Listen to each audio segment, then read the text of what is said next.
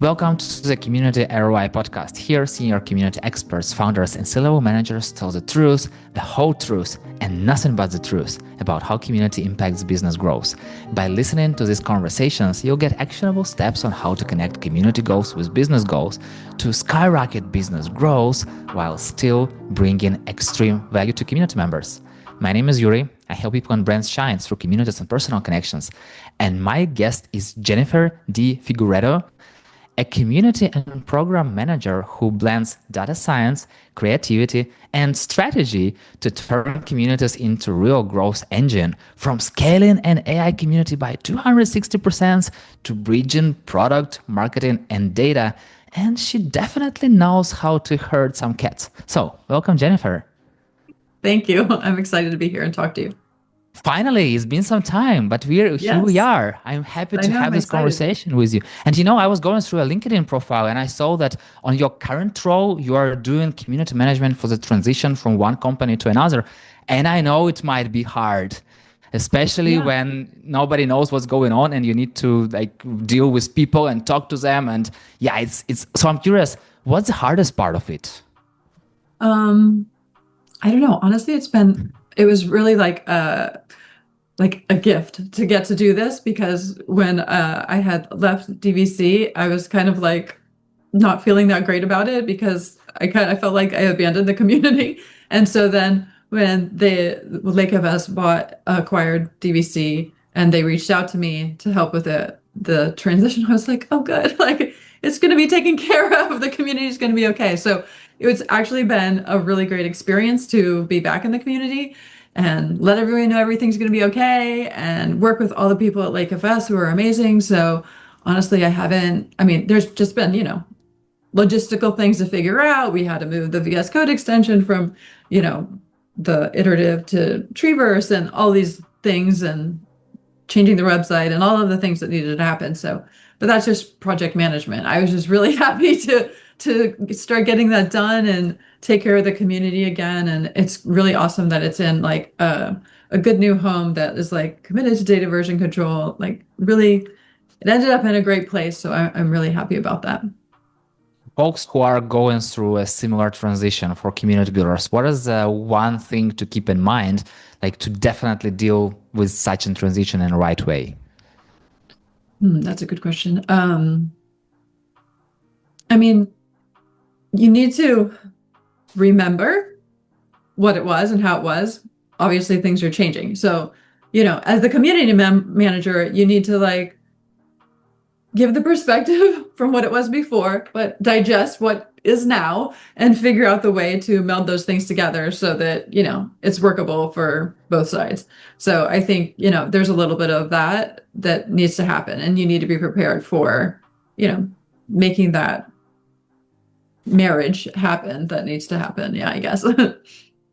Yeah, it's always being kind of a mediator in between two things. Yes. And as you've said, just to tell people, no worries, everything will be all right. I'm here for you. Like, nobody is leaving you.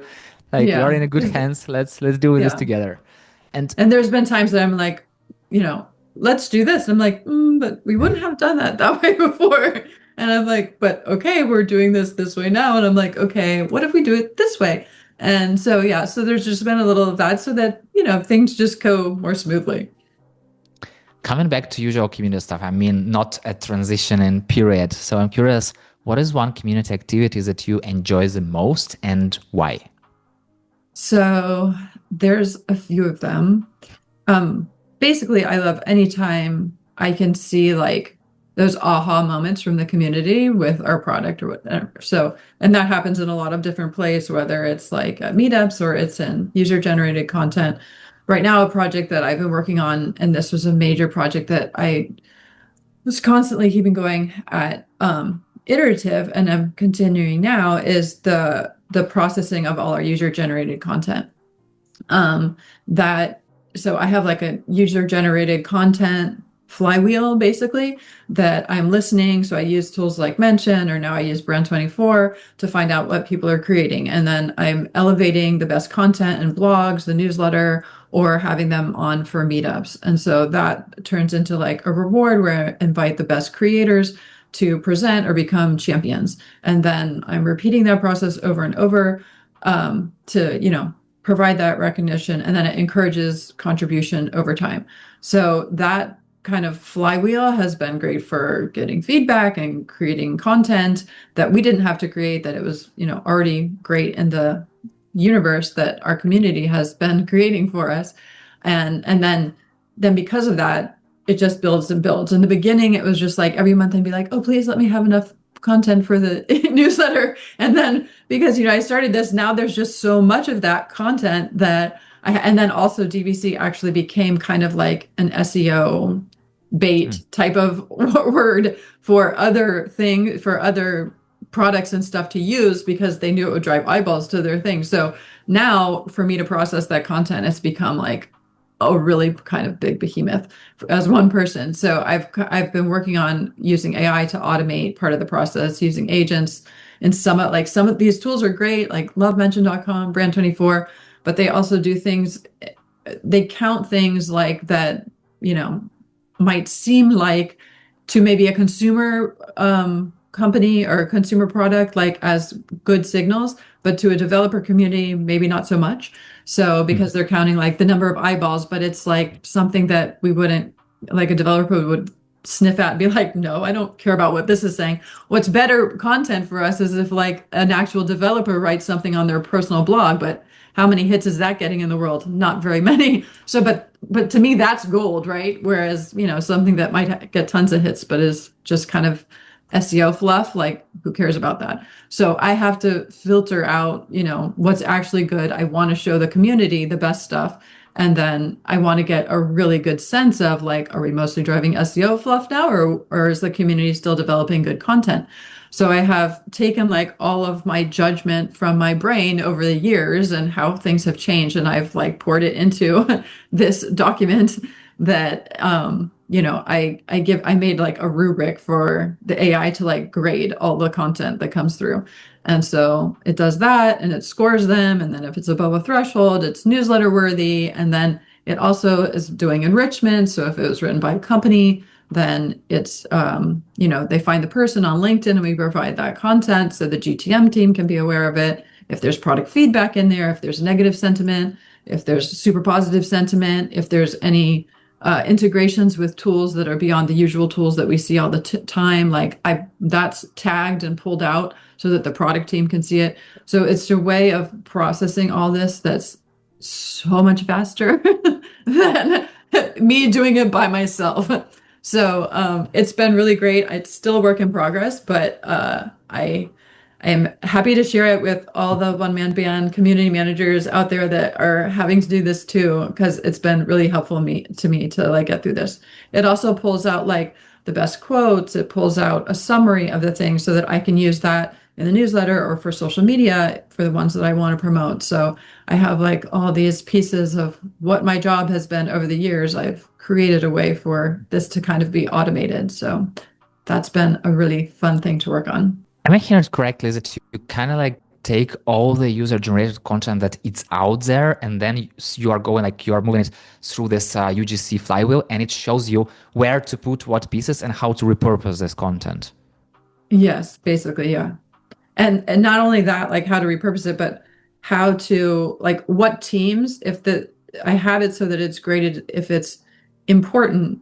Because I used to pull out certain things that were important to the GTM team and things that were important to the product team. Not everything is important to those teams. They don't need to see everything. Like my job is to filter it out. I'm supposed to be their eyes so that they can just see what they need to see and not all the noise, right? So I'm filtering out the noise and so that they can only see what they need to see. So, and that's something that I learned over the years that like in the beginning, I'd be like, oh, wow, this is cool. And I would share it in Slack and, oh, wow, this is cool. And I'd share it in Slack. But like, they're doing too many things. It's better to like know your audience for your internal teams and give them something that they can digest or go back to and find easily. So I kind of like filter everything down into a digest form so that they can go and revisit it when they need to, not in this completely random manner. So you mentioned product and GTM teams. So how exactly this flywheel helps them, or like what is the business value of this user-generated content flywheel? So for the product team, it's like what to build next.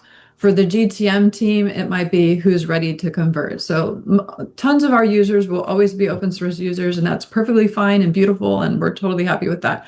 But there's some that it may be time to upgrade because everything changes over time. They're dealing with more data. They're, whatever's happening and changing for them, it might be time for them to convert to a paid version of the product. So it keeps an eye out for when that's happening, and it's providing those contacts or those companies to the GTM team. And then also from like a brand standpoint, this whole recording of this and processing of it is giving us like a track, a way to track how our brand is developing, within the ecosystem over time.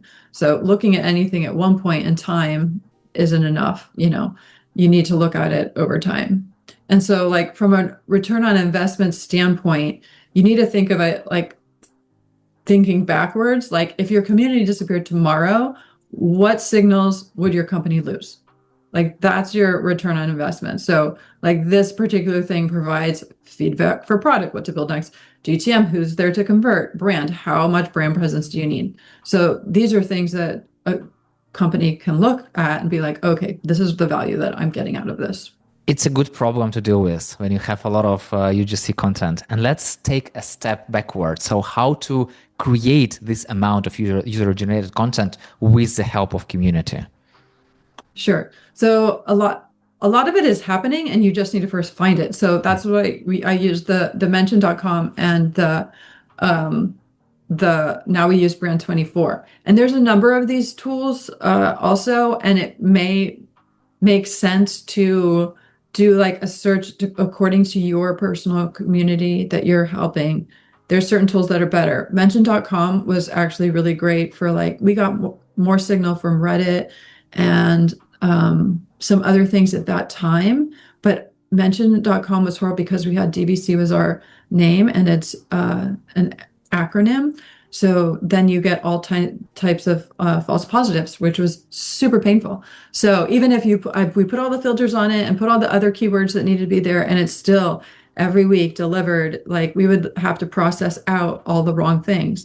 So like Disney Vacation Club and Diablo Valley College and like those we got out, but like there would still be ones that show up because just like newsflash, never name your product with letters. Just step one. So that's one. But like Brand 24, it's much better about not delivering false positives, but it seems to lean more to job descriptions, like the content that it's pulling. So each of these tools has a different strengths and weaknesses. So it's good to do a little bit of research on what would make sense for your needs to do that. I'm enjoying Brand 24, but ultimately there's certain things that it's not picking up that I want it to pick up. So like it'll pick up LinkedIn, but just like a company post, but it's not going to pick up all the community members that say stuff about DVC. I have to go do that search separately in LinkedIn in order to find it. So some of it are like Substack. Substack is a huge thing right now, but it's closed. Nothing is really getting in there. So I have to do a search separately in Substack, and there's really great DVC content in there. So that's part of how I built like the UGC. So I have the processor, but also I have like an agent to like look through those things as well, like so that it can go and search for me and pull that up for me. And so then it turns to JSON and then fed to the processor. And so then it spits out all the answers and it's great. So yeah. So anyway, you have to know like your audience and know where they are and where they live and how they interact and what's important to them. For my developer community, Substack is super important.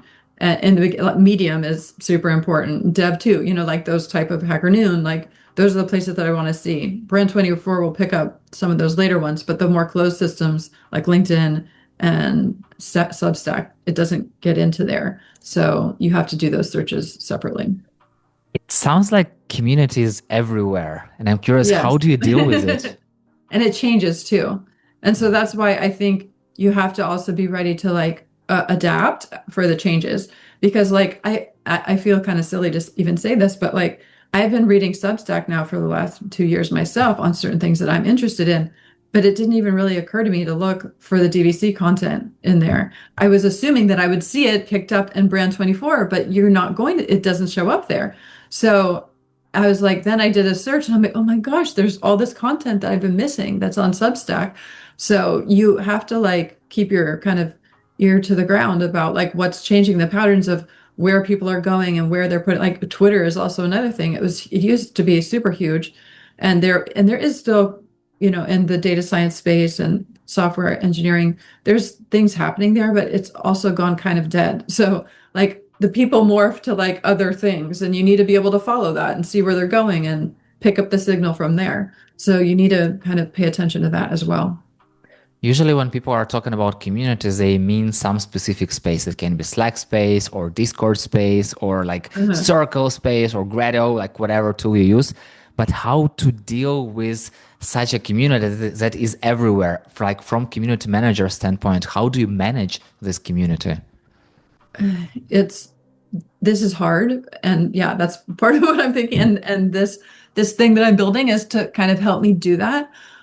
Because yes, it's very like discombobulating trying to pay attention to all these signals from all these different areas. But it is really important that you do it because it helps you track over time where you need to prioritize. And in the beginning, I was trying to boil the ocean and do everything, and I burned myself out. So, and that's a very normal community manager thing. So I realized by keeping the metrics, because like, you'll say, oh, well, what's the most important community metric? Well, for a developer community, it's loyal monthly users, but there's not like one community activity that you can be like, oh, and that's what did it. Because there's, like you said, all these channels, all these things have to be monitored. So to me, you treat community kind of like your health metrics, like you get like a health panel. You don't be like, oh, I weigh this, and so I'm healthy. No, it doesn't work that way. Like there's a number of things that you have to pay attention to in order to know whether your community is healthy or not. So I recommend like start today, take your, weekly metrics or your monthly metrics, maybe if that's easier, and keep, all these metrics of your channels so that you can see over time where your community is living and breathing and engaging. And then, like, okay, I can see that I get the most, users and engagement in our online course. So I pour interest in that. In my YouTube channel. So I pour interest in that. And that's where I'm getting the most impact rather than, dealing with Twitter, which nobody's doing anything over there. So why am I spending so much time creating content for Twitter? Because like Twitter is better if you're doing it as a person, not as a brand as much, now. When you talk about loyal monthly users, what exactly do you mean by that? So it's a metric kind of that you develop for us. It was like if they're using the tool, and that we could see that from the command line, if they're using it 5 times a month or more, then we counted them as a loyal monthly user. And so that we used to do that by Google Analytics, but then we started using our own internal way to count it because Google Analytics turned all weird and we didn't like using it anyway. So we used our internal telemetry in order to measure it. What are some other weekly, monthly, maybe even quarterly metrics that you track, and why do you track them?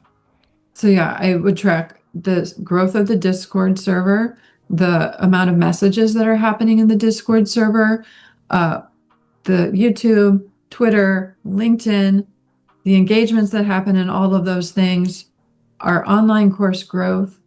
What am I missing? So then like all the UGC content, of course, has a count. That gets a little amorphous because there's some like duplicates in there and whatever, but it's a good thing to track. Job description for a developer community. I think like the amount of job descriptions asking for the use of our tool is something that has been a really a nice signal to know. Is that growing? Is that decreasing? And of course that matters according to like whether people are hiring in general in the economy now or not. Like that goes up and down, but it's still a good signal to see for a developer community, I think, or at least for us, it has been. And it's also a signal to GTM to know, like, oh, this company is really investing in people that know how to use our tool. Like, we need to watch them. So it's important too. How do you use those metrics to track community health? I mean, like, how do you bring visibility to the overall community impact on business internally? Sure. So I do regular digest of like what's happening now. So that's like a bi-weekly thing. And that usually goes out by Slack. And then like I think it's important to keep those digests in like some other type of internal system that you have, like whether or Notion or it's a Google Doc or whatever, so that those digests are kept in one place so that if somebody's like they don't have time to look at that this week, then in a month they can go there and kind of catch up, so that you don't have to search through Slack for all of them because that's annoying. So the regular digests, do the Slack amplification with keeping it, and then also quarterly, like I keep monthly metrics on all those things over time that I had mentioned. And then in a quarterly report, I'm kind of providing like, okay, this is what's happening. And these are the other things that have happened in the community. And this is like the signals that I'm hearing from the UGC. There's been lots of talk about agents. Wow. So what can we do about that? How can we make content for that? So like, just like in those quarterly reports, you provide that type of information.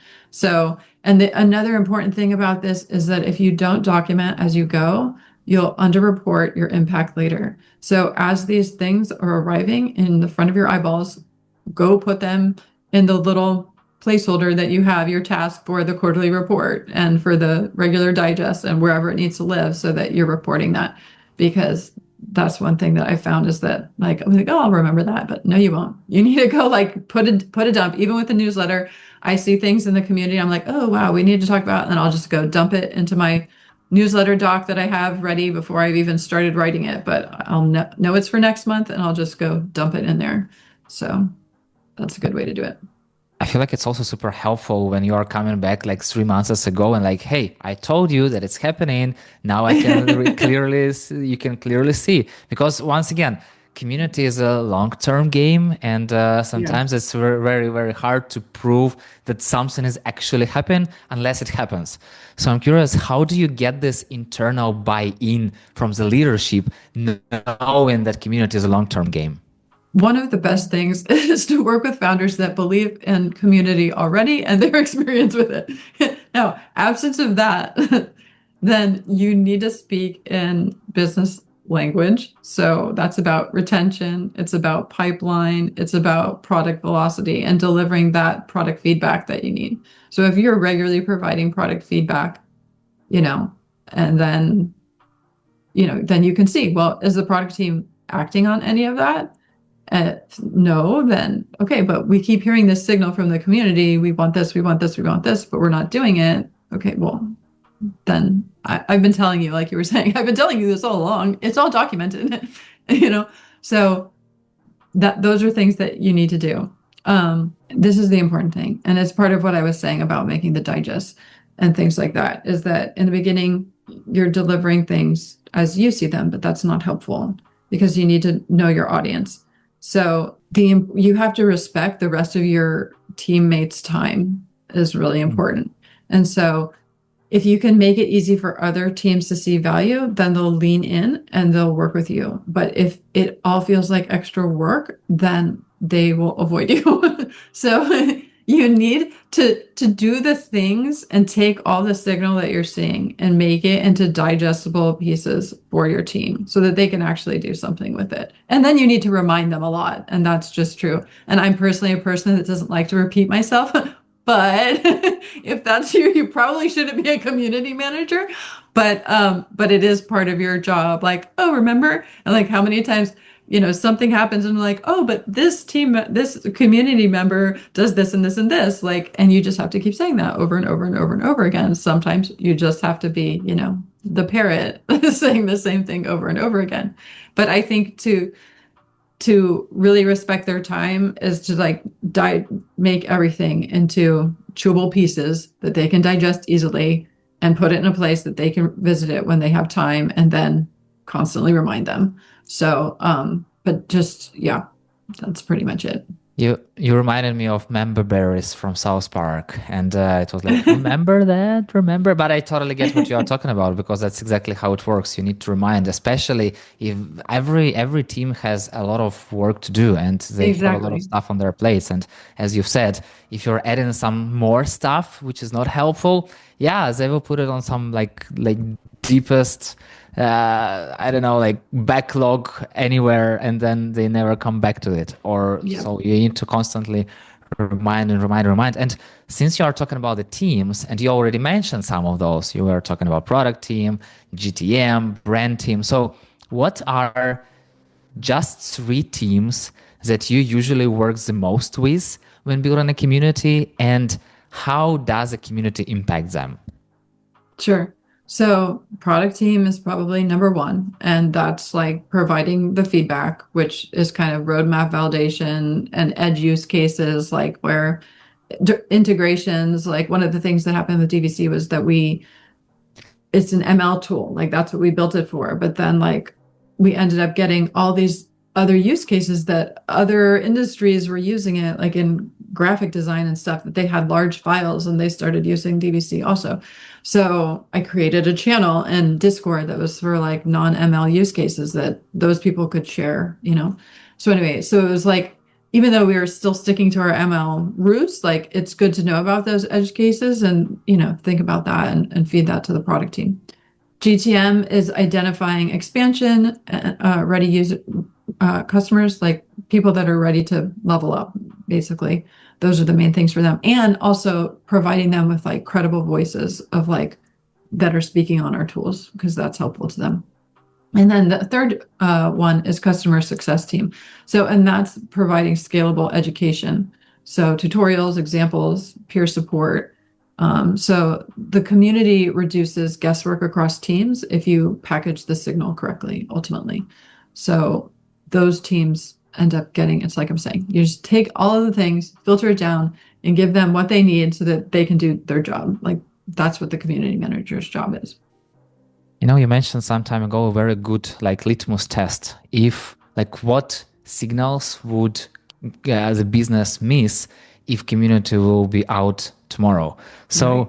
in your example, in like where you're working right now, or maybe at some communities that you worked before, what is the number one signal that business would miss if community would not exist? I would say definitely the product feedback, but also, and this is something that is like a little sort of adjacent to community, but like especially in the community that I work in now, because I'm an AI and ML ecosystem, so much stuff is changing right now that it's really not enough to just pay attention to your tool and what's happening. It's like you have to pay attention to what's in general happening in this whole ecosystem, and who are kind of the winners and the losers, and what are the paths that's happening right now. So I think that's a really important thing to pay attention to. And I think if you're in a startup, you know, you get very focused on, oh, we're building this thing and we're building this thing, and that's your focus, but you're kind of like missing the rest of what's happening in the ecosystem. So you may not be going in the right direction, even if you're building a really great thing. So that's not to say that you need to change course every time with the wind and whatever's happening. It's just that I think it's really important to be aware. And I think the community manager is able to give some insight into that. And it doesn't mean that, like I said, not everything needs to be jumped on, and so we change direction. It's just about providing an idea of everything that's happening, so that while everyone's heads down doing their work, like they're still paying attention to the greater ecosystem. And I also think that, as to your point, that community manager has to be a person who is a filter of what is community saying, because it's easier to just pass this information to the teams. But as you've mentioned before, that it's not helpful when you pass in like all these Everything. nuggets of Right. everything, like nobody cares. So it sounds like a community builder has to be also like really good in the understanding of the business in general. Yes. Yes. I agree. And just, yeah, the ways of like how all the business is going. I think that's very true, for sure. You've mentioned some brands, not brands, but like some tools such as Brand24, and you also was talking about Slack and a little bit of stuff here and there. So Substack, one of those tools. So what is your ideal community tech stack looks like? Like what platforms or tools do you enjoy using the most? For what and why? Okay, sure. So I love Common Room for a unified view of engagement. Like everything comes in there. We used it a little bit at DVC and we used Orbit. So but Orbit's not around anymore. But I really do love Common Room. I love that I can see also in Common Room who's looking at our docs. That's lovely. Um, and I just know there's so much to do with that, but I haven't gotten there yet. For social listening tools, like I mentioned, which were mentioned.com and Brand24, but like I said, there are other ones. And that's for sentiment and user-generated content discovery. And then for platforms, I think it's necessary for, like Slack or Discord for you to have. This is purely based on your audience. This is a know your audience thing. Your stack should help you see patterns, not just activity. Like that's what you need to remember. Like it's great to report on the activity, but ultimately what you're building in your tech stack should be able to show you patterns that are happening in your community. So, and then yeah, the Slack and Discord is like definitely like I personally prefer Slack and would love to deal with that as a community manager, but we've had a Discord server this whole time. So I think it's totally matters to and everything you do. Know your audience, know your audience, know your audience. If you take anything from this, know your audience, dive into knowing your audience. Like that's the most important thing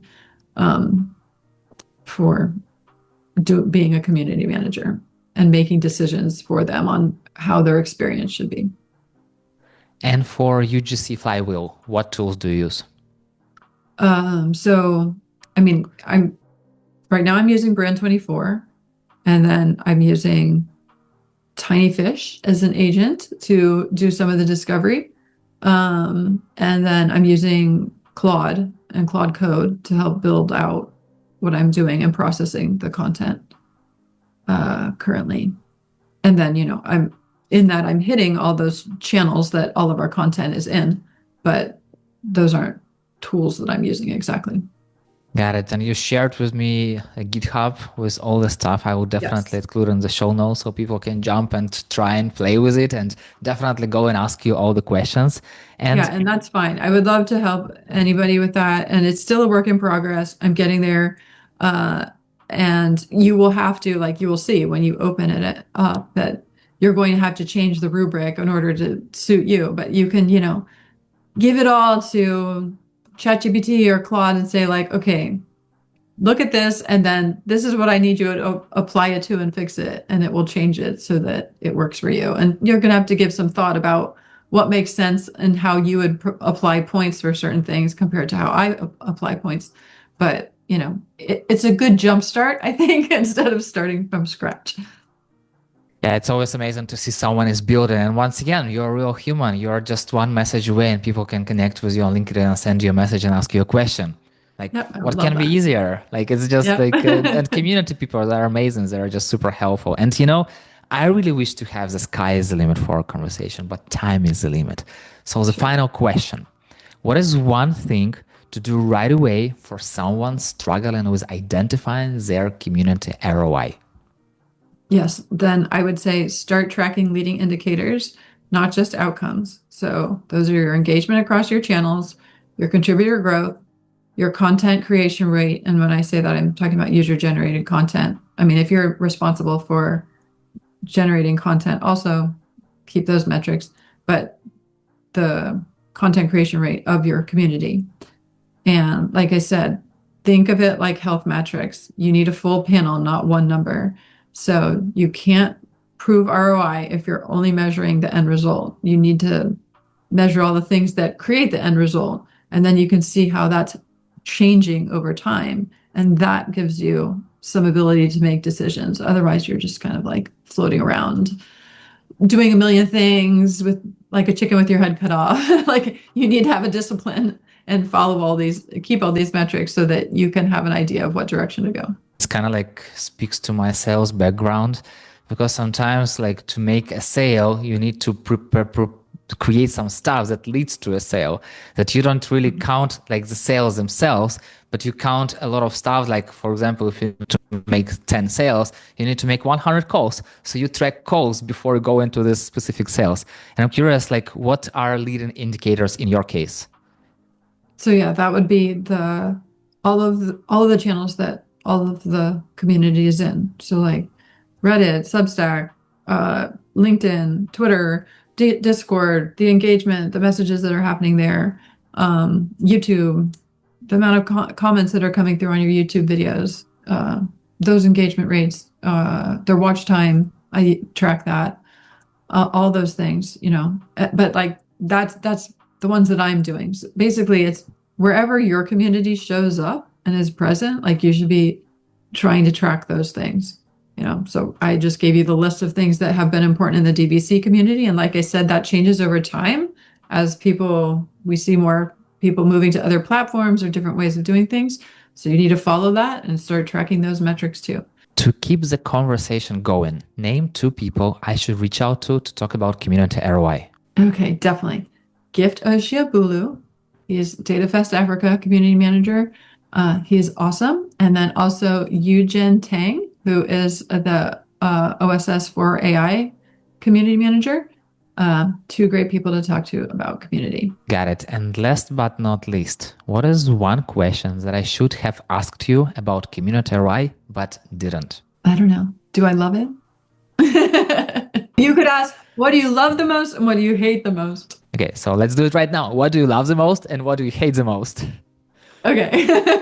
I love the most seeing people learn and seeing people grow. Like that's still like the best part is like when you see somebody like come into the community and they're like, hi, and I don't know what I'm doing. And they meet some people and whatever, and then they learn and then this thing, and then all of a sudden they create content for you. And then like that's really cool. Or in our online course, like seeing the progression and people getting certificates. This is always golden to me. That's one of the things. What I hate the most is I don't love in the developer community that the anonymity of Discord. And when we had the online course, I was super happy to see that like people chose in that platform to put their picture and their real name instead of like this anonym. That it was just a platform specific thing in Discord that I don't love at all. But yeah, and like currently, I don't love reading like 8 million SEO listicles that are just generated by AI right now as part of our user-generated content. Not my favorite part, but it's nice to know that it's important and should be mentioned. So that's good. And that's exactly why you are building UGC Flywheel, to help you deal with that. So, Yeah. before that, people were just interacting with people and like what someone wrote, you're interacting with this stuff. And now you need a decoder to all this AI generated stuff to understand where is the reality. So yeah, funny times. Yeah. And yeah, Jenifer, thank you so much for sharing all this experience and for sharing your work around this flywheel, like so openly, to sharing all this GitHub stuff and like what you are working on. And I'm super happy that we finally had this conversation. It's definitely just the beginning. We have so many things to dive deeper, so get ready for that. And Okay. yeah, thank you so much for doing this.